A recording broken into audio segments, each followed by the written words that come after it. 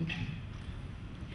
Quand je te demande de m'écouter et que tu commences par me donner ton avis, tu ne fais pas ce que je te demande. Quand je te demande de m'écouter et que tu m'interromps aussitôt pour me déclarer que tu as déjà tout pigé, je crains que tu n'aies rien compris.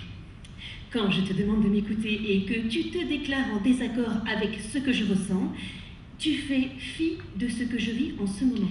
Quand je te demande de m'écouter et que tu t'empresses de m'exposer en long et en large ce que tu as vécu et la même chose et que tu t'en es bien tiré, tu m'enfonces dans ma hantise de ne pas en sortir. Quand je te demande de m'écouter pour te parler d'un douloureux échec relationnel, ce n'est pas pour que tu me fasses espérer que tout va s'arranger et qu'il va sûrement revenir, mais pour que tu m'accompagnes dans mon désir de faire face à un drame de la rupture. Quand je te demande de m'écouter pour te dire combien je me sens mal, fais-moi grâce de la pire des réponses, celle qui voudrait me faire reconnaître que j'ai tout pour être heureux.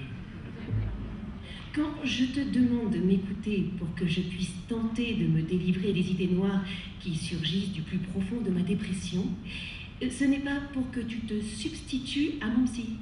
Hein? Lui, il me soigne. Toi, écoute-moi. Quand je te demande de m'écouter pour te parler de mon désespoir, de la tentation de mettre fin à mes jours, ne cherche pas à me démontrer que j'aurais tort de passer à l'acte. Ce serait m'anéantir davantage. Essaie plutôt de m'écouter, de m'entendre dans mon désir de mourir, en attachant du respect à ce que je suis en train de vivre. Tu peux faire renaître en moi l'espoir. Quand je te demande de m'écouter, ce n'est pas pour que tu me consoles, ni pour que tu me plaignes, et encore moins pour que tu me juges en bien ou en mal. Sois simplement là, présent, disponible et attentif. Plus personne d'autre que toi ne me témoigne de la bonté, ne me donne du temps.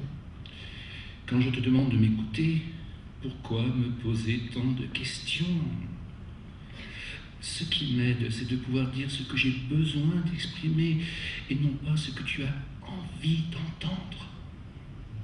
Quand je te demande de m'écouter, ne te laisse pas distraire par la préparation d'une réponse. Je n'ai nul besoin d'une réponse, seulement d'une écoute. Si je te demande de m'écouter, c'est parce que j'ai besoin de toi, mettre mon mal en mots. Te parler m'aide à organiser ma pensée. Je peux évoluer et progresser dans la compréhension de mes difficultés, de ma souffrance ou de mon drame. Il n'est donc pas utile que tu parles tant. Simplement, écoute-moi. Quand je te demande de m'écouter. Quand je te demande de m'écouter. Écoute-moi. Écoute-moi.